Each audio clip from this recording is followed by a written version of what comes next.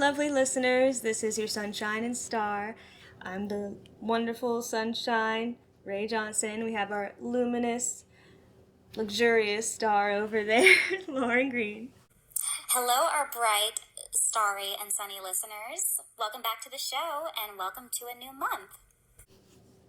I'm still in denial. I even said as much yesterday that every time it's the first of the month, I'm like, no, it's not. There's still an extra day of the previous month.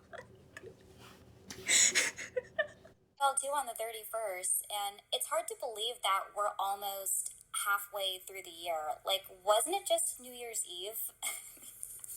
Stop, no. Like, that's crazy. Honestly, and even just thinking about life changes for the both of us that we've had over the year has been quite insane. Like, the past 6 months and last year, I meant. It's like it's already been a year. No, I'm kidding. Yeah, so much has changed. Like, you finished college, I finished my first year of graduate school, and proud of us. So it just makes me wonder what we're going to accomplish for the next 7 months. Yeah, we have 7 more months of this year, and I wonder where we'll be a year from now. Or is that just too far out to even consider right now? I mean, a bit of both as far as like so much has already happened that you kind of wonder what's going to happen next, but then you're also thinking, what I have for breakfast this morning, kind of. I remember I had toast with butter, I had sausage, I had scrambled eggs, and cinnamon apples because my mom and I went to Village Inn, so I remember it well. That's my go-to order every time we go there. So cute. I totally meant rhetorical, and then you actually answer. Today, we're talking about different extracurricular activities we did as kids because I think we were pretty well-rounded. We did a lot, and we're going to talk today about different organizations or activities that we were a part of and whether we would introduce our kids to that down the line, which I guess it varies, but you never know. I think there's pros and cons for each, so we're going to evaluate that today. So without further ado, let's get into it. And I guess we could start with you. And I know that you told me that you did golf when you were in high school, I think. So what else did you do, or was that your main focus? Okay, so it's more of like, what did I not do as far as sports? So I was into theater and singing, as you know, when we also had that episode about us talking about child actors, and we also talked about our personal theater experience. But I was into a lot of different sports. I'm just a very active person, and I love doing. So I started when I was really little doing soccer, and I was on a team and none of us were really good, but we had a fun time anyways. We didn't care. It was really funny that we were called the Hot Shots because we were anything but. We only won one game.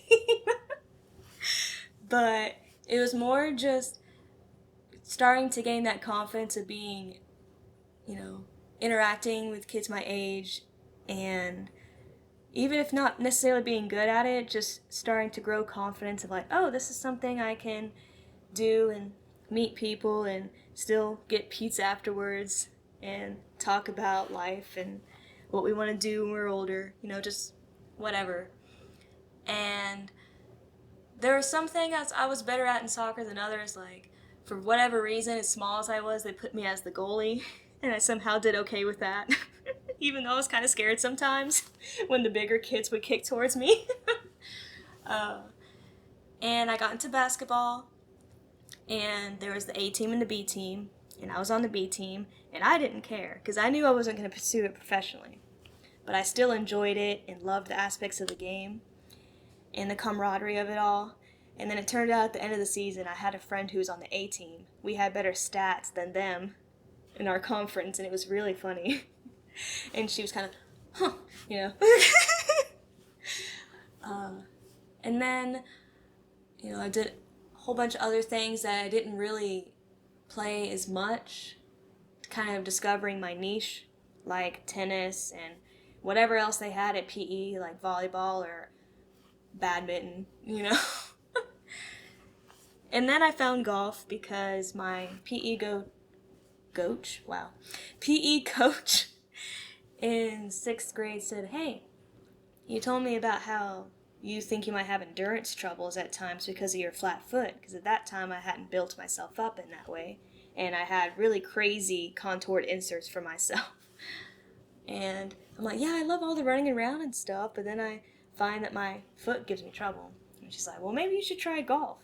I'm like, "Golf? What's that?" As a 12-year-old, you know, unless you grew up around it or your family did or whatever, you don't really know about golf. And so you're like, this is a foreign concept. And I tried it after just 3 months that summer, and then into the next school year, I surprisingly in just 7th grade made it onto the high school varsity team and was placed third seed consistently, and I was shocked at how well I caught on to it. And I just ran with it. I was part of the Junior PGA Tour and represented North Carolina when we went down south, around where you are, and did regionals. And it was me and one other girl, and the rest of them were guys. So we had this kind of unspoken, like, yeah, girls unite on the team. And we were already friends, anyways. It was just a really good time. And I know that with sports, with that journey for myself, and teaching other kids younger than me too, because I enjoyed it so much, I wanted to pass on the good values of sportsmanship that golf can teach and things like that. That I tended to have more friends that were guys, because, you know, just more guys tended to do sports and things, and it's just how it was, as far as big groups of people, you know. And I don't think, personally, for myself, I'd have it any other way as far as, like, being like, oh, I wish I could have had more girlfriends growing up, in a way of, like, you know, wanting to turn back time. Because I feel now I'm at the point where things have kind of switched, where I'm starting to have more friends that are girls in group, and, you know, the whole trio of you, me, and Nikki, that kind of thing. And I wouldn't trade that for anything. It's been really wonderful that in different parts of my life I've had different friend group dynamics and made me who I am. And allowed me to meet lovely people like yourself. Aww. So, and I've still pursued singing even when I had lessons or not, or whether I was part of the choir at college or not, and was blessed enough to go to Europe for that. I think with my political era that I had as well in high school, that they're all just aspects that I can pull from with what I want to do for interviewing. I can talk about sports, I can talk about politics, I can whatever, and it helps me engage with people in a way where I feel that even though I try different things, it helps me relate to more people and ask more questions and still want to learn about things. And I'm just very blessed to have had the road I had, and even the lakes with sailing. But yeah, it's been wonderful, and I feel that you will probably have a similar journey as far as just your fascination for wanting to talk to people and getting to know their lives. And I just feel that when we started first talking, we just kind of saw that in each other, and that's one of many reasons we became great friends. I think so too. And that was very, very touching to hear that. And that's so neat how you said that soccer and basketball were some of the first sports that you played. That was the same thing for me too. Shut up! We're like the same person, no way. Maybe we're soulmates, yeah. But yeah, so I started playing soccer. I played three sports when I was a kid. I played soccer, basketball, and volleyball. And I played soccer when I was 4. And I think I wanted to start when I was 3, but when my mom called the local team, they told her that you had to be 4. So I was like, oh well. So I started when I was 4, and one of my other friends back home and from my hometown was on my team too. And ironically, I had begged my mom to let me take soccer lessons, but once I started, I hated it. I mean, Seriously, I would stand on the field and just cry. It was not my forte. No. I couldn't keep up. I never scored a goal the entire time. And we have this home video that my dad recorded of me on the soccer field. And I fell and got my hands dirty. And I kid you not, I stood there and would not join the team, get back into the game until I got the dirt off my hand. Everybody else was trying to kick the ball into the goal. I'm standing on the sidelines just trying to rub the dirt off my hands. My dad's like, Lauren, get back in the game. There's the ball. Go get it. I'm just like, I'm not going anywhere until this dirt comes off my hand. You're like, I need to look nice and still be able to play, okay? Exactly. If I don't look nice, then what's left for me? Nothing. So yeah, soccer wasn't really my forte. Not when I was 4 anyways, but I played it again when I was 9 at my school and I loved it. So maybe I needed a couple years to mature, but I liked it the second time around. And as I mentioned before, I also played basketball and volleyball. I think the reason I got involved in those was because I was always very abnormally tall for my age growing up, which I did not like at the time. I was very insecure about my height because I towered over everybody in my class, everybody my age practically, and I hated it. You know, I just thought, why can't I just be like average height just like my friends are? Like, why am I so tall? But anyways, I think that basketball and volleyball are very great sports to join if you're tall. And out of the two, I would say I liked volleyball a lot more because I was pretty good at it. And I liked being around other teammates. I enjoyed the camaraderie and the unity. So that was a lot of fun. Basketball was cool too, but I didn't really understand the sport at the time and I wasn't that good. I played basketball when I was 7 for about a year, and then that was it. So it was okay while it lasted, but I would say out of all 3 sports, I enjoyed volleyball the most. But I have to say this though, what I really loved growing up and what still has a special place in my heart to this day, as you know, is the performing arts. Just like you. Exactly, yeah, just like you. Mhm. Because I took dance lessons when I was a kid. I started off when I was 4, and I danced for 3 years, and I got back involved when I was a teenager. So when I was younger, I took ballet and tap, and when I got older, I got back involved in ballet. I also took jazz. I took ballroom and Latin dance in college. I took musical theater when I was in middle school and high school. And in theater, I got involved in so in high school, I got involved in our school's theater program. I was in theater all 4 years of high school because ever since I was a kid, I loved being on stage. I loved performing. And I think a big reason why I did was because I was always very shy growing up, very reserved. So being on stage, dancing, acting, or singing, it was very euphoric for me. And it helped me develop self-confidence and learn to express myself. And it really helped me find my voice too. So I loved it, honestly. And I remember, I never knew this until years later, but my first dance recital when I was 4, I was looking forward to it. But my mom was nervous for me because she figured once I went out on stage and I saw the hundreds of people in the audience, I'd have a meltdown, run off the stage. That was not what happened. I loved it. And at the end of my recital, I was like, Mom, did you see me? Did you see me like play across the stage or releve or whatever else we did? So precious. Yes, I loved it. I always loved dance and I always loved theater as well. It's really great. And I think that you learn a lot of invaluable skills too, like teamwork. You also learn how to become creative and you develop critical thinking skills too. So that's helped me as well. Talking about theater reminded me, because with that, outside of acting, I more so stuck to singing. So, ironically enough, one of the roles I got was because of singing. Rapunzel for Into the Woods Jr. Really? Yeah. And that was when I was 10 years old. And my grandma didn't recognize me because of the blonde wig. It was so funny. Mom's like, that's Rachel, the one in the tower with the long braid and stuff. But it was just funny because my very first recital, it was for Christmas, and I was 6 years old, and Mom could see that I was just in the seat, just leaned back and just kind of fidgety and stuff. She thought I was nervous. And so she didn't say anything because she wanted me to be able to focus, get my head in the game, if you will, from her perspective. And then afterwards, she's like, I saw you moving around a lot in the seat when the whole thing was finished. And I'm like, well, yeah, because I'm impatient. I just really wanted to sing and go because I have last on the program.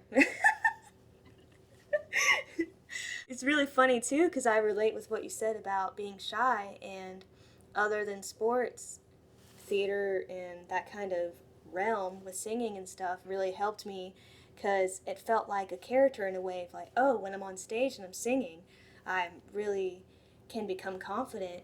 And though my voice is a bit softer and stuff sometimes, with a mic I can still be heard. And it's also motivated me for the whole making sure everyone's voice is heard kind of thing I've been going with. And I love your story so much of how you say, see, Mom, look what I did. And I know you have this story too of just randomly singing in the house and like coming up with your own performance routine. So I want to know more about that for you. For sure. And by the way, you sing like an angel. Ever since I heard you sing for the first time freshman year, I thought you belonged on Broadway. You sound just like yes, like you sound, everyone, Ray sounds just like Judy Garland. Like, seriously. I think you could be the 21st century version of her. Stop. I mean, she was the first artist I ever listened to. And then, funnily enough, the second one was Selena Gomez. And then the third, as far as like really pivotal female moments for me, singers wise, has been Shakira. Ooh, okay. Everyone loves her. You're so sweet. Oh my gosh. Honestly, yeah, you could be the next Whitney Houston, little miss over there. You think so? Okay. Yeah, I guess I could pick up her legacy. Oh, speaking of which, I loved her performance in that Cinderella movie from the 90s with Brandy Norwood. Oh, beautiful. Love that. I haven't seen it. I just saw the movie cover for it, but I never saw it. Oh yeah, she was amazing in that movie. Yeah, love her voice. I also loved her in the movie Sparkle too. That came out 13 years ago. Mm-hmm. But yeah, to pivot back to your question about my experience in theater, I think I took my first drama lessons when I was 6 at a summer camp, and I remember in the first performance we did, I don't remember the title, but I do know that it had to do with princesses and going to the ball. And I was upset actually because originally I was cast to be a princess, but then that was more towards the audition process. And after the casting was done, I was cast as a tree. Can you believe that? Just because my last name is Green doesn't mean I should be a tree and just stand there and do nothing but give shade. No, I want a special part. That's how I felt. I mean, I could not wrap my 6-year-old mind around the fact that I was just going to stand there with one of the other girls on my team holding a giant leaf. So even on the day of the show, and I know that looking back, obviously, you can't do this now, but I didn't care. I was a kid. I actually acted as one of the princesses throughout the entire show. I did not care. Some of my teammates were whispering to me, like, Lauren, you're a tree. And the other girl who was a tree was like, Lauren, you have to hold this. I didn't pay them any mind. You know what? And who says trees can't be princesses too?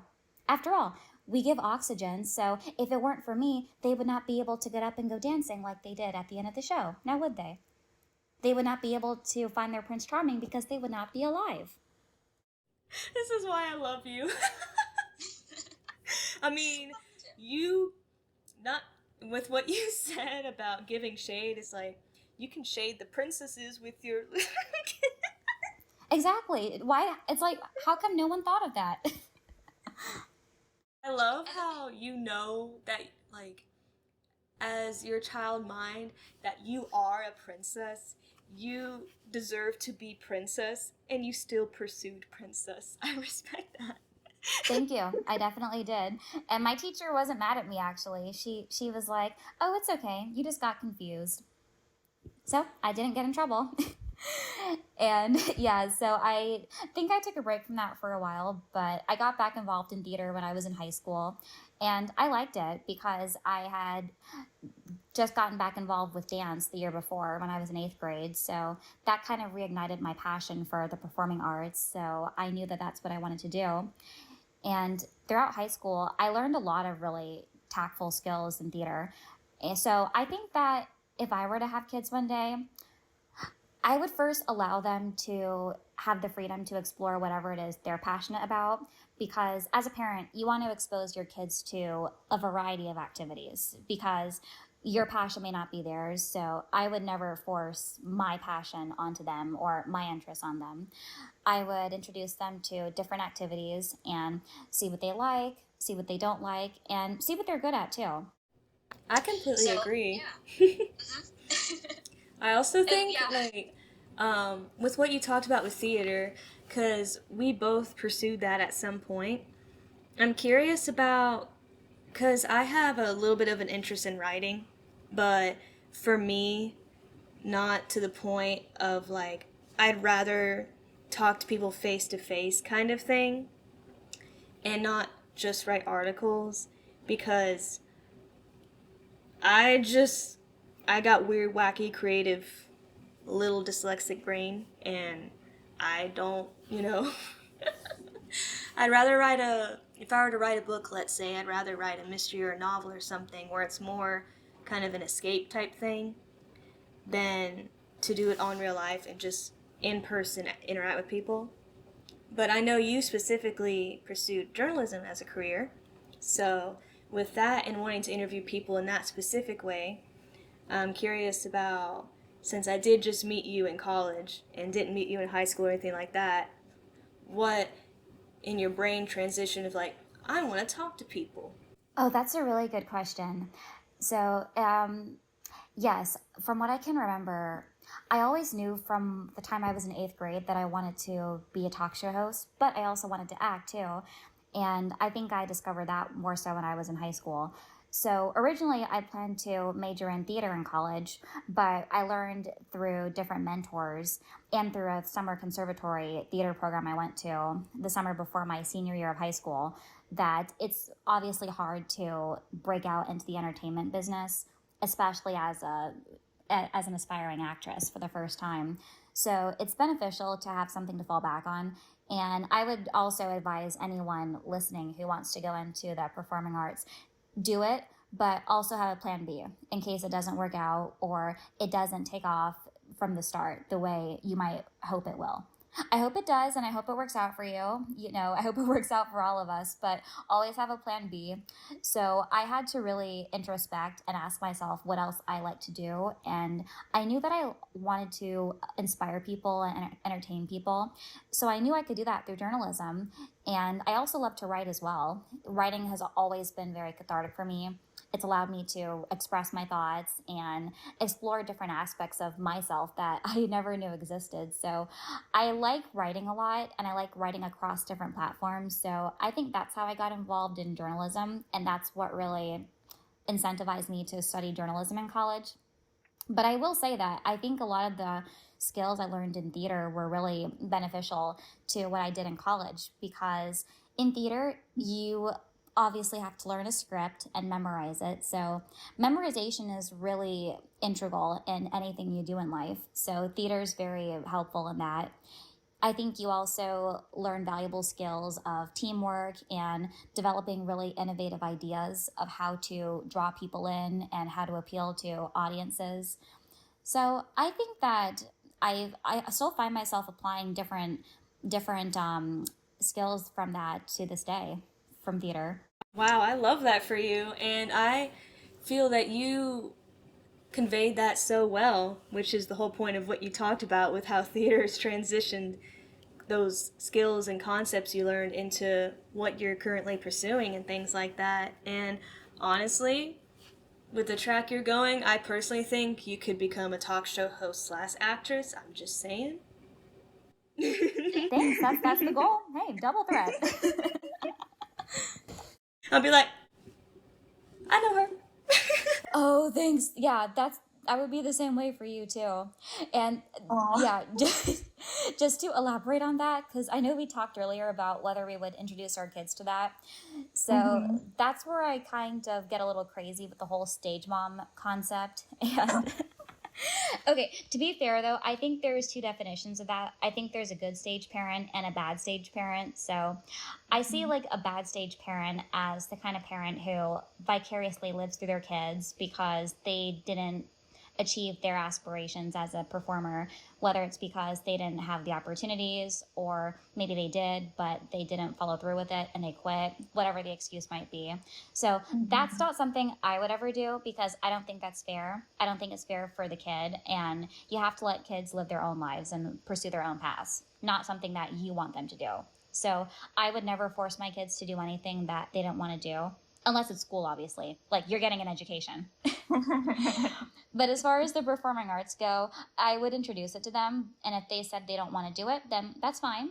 But if they do, then I'd say, hand me my stage mom badge because I am strapping on those boots and riding that horse all the way to Hollywood to a front row seat at the Oscars, where I will watch my talented, smart, beautiful children giving their first acceptance speech where they accept their first award. And I look forward to when they say, I would like to thank Almighty God for blessing me with this award. And I want to give thanks and pay a special tribute to the special lady who trained me and made me the star that I am, my mother. And then I'll stand up and I'll say, that's me. I'm their mother. I gave birth to this shining star. You are just so adorable. Like, you're just the kind of person that I want to, like, put you in a bottle. Like, take you. I want to just put you in a box and just carry you everywhere just for extra positivity. I 1,000% agree with what you were saying. And I know that I'll introduce my kids to a lot of different things. And they can latch onto something and pursue it. And I'll be like, okay, put on my cap for whatever it is, let it go. And I also think some skills, because I know with music and stuff, there's controversy of the whole stereotype of like parents making their kids do piano kind of thing. But I do personally think that a kid learning an instrument, whether they decide after middle school or high school or whatever to not do it anymore, is a valuable thing because I come from the point of view, and maybe you do as well, that music is such a uniting thing of no matter what language type of stuff, you can always connect with people through music. And I just think that would be a great experience to pass down to my future kids. And if they want to lean more into sports, I'll be like, okay, let's go to the soccer pitch or whatever, you know. Or if they want to be, I'll try my hardest. But if they're more kind of math inclined type, that route of stuff, I'll do my darndest and my best and help them as much as possible. You know, if they want to be a lawyer, whatever, that kind of thing. And I think that as much as parents pass things on to their children, that you learn from your children as well. Because there can be some things a child pursues you have nothing that you know about, and you're like, okay, I'll learn about this with you. That's pretty cool. So I feel like that is the mindset that I'll have. And let's hope that when we look back on this podcast, but that's just my 2 cents. And I love that piece of advice too, that we can learn from our kids because as parents, we're not always going to get every single thing right. So I think you're spot on. There's a lot we can gain from them too, especially when we really are in tune with them and who they are. And I think it's just really beautiful to see them evolve into who they were meant to be and discover what it is that makes them tick, you know? For sure. And I think that that's also the element of me of wanting to talk to people all the time. Just yapping away. But you have that skill, and you're so poised and you're so eloquent that you can interview people in any setting or any platform, whether you're sailing or whether you're on the golf course or even on the soccer field. I could see you as a soccer mom, and while your kids are playing, I could see you interviewing the other moms there, or that one dad who's the soccer coach. The funniest thing is that I was catching up with my family earlier today, and I was joking around with my dad. I'm like, yeah, for forms and stuff I've had to fill out lately and things like that. Whenever I have to show someone my license, I'm like, yeah, I hate my short hair era, to myself.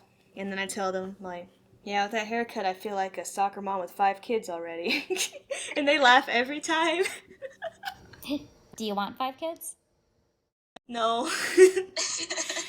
um, I'm very much,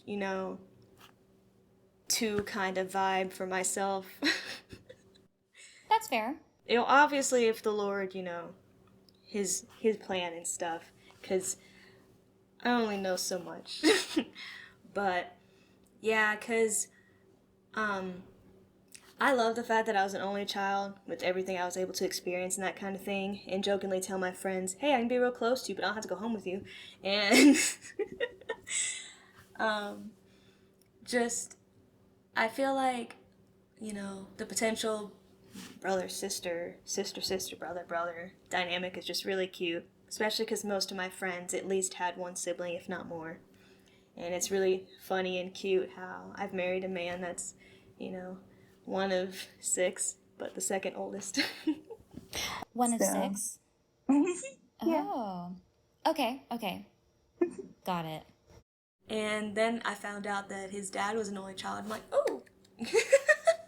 But yeah, it's just, I always think that, when it comes to parenting, obviously there's going to be things in the future where you're going to doubt yourself, like if I'm ready to be a parent or whatever. And for me, I'm like, future, But I think that being a parent, even though there technically are books on it, there really isn't when it comes to your individual kid. Because since everyone's different, that means your kids will be too. And some things that you pick up easier and learn quicker or whatever may not be the same for your kid. So there has to be adaptation and adjustment, stuff like that. And I know with some things in my life, just being a married woman, and even before I was married, that I put a lot of pressure on myself for certain things. And I want to make sure that my future kids don't have that, or if they experience it, I help them through it where it makes sense for them. And to just, as much as you want to pass on things you've learned and things like that, to make sure they also feel individualistic enough to pursue their passions and, have their own mindset, stuff like that. And I think that, like, with everything my parents have shown me and stuff, they've done a good job of opening up my world and not necessarily narrowing it and stuff like that. So that's definitely something I want to have down as a tradition, if you will. That's very special, and I think you will. I think you're going to be an amazing. You're already an amazing wife. So whenever Don't stop. well, I'm sure David would agree with that if you were sitting here right now. But yes, so I think we'll be pretty good mothers. Not anytime soon, but a few years from now, yeah, that'll change.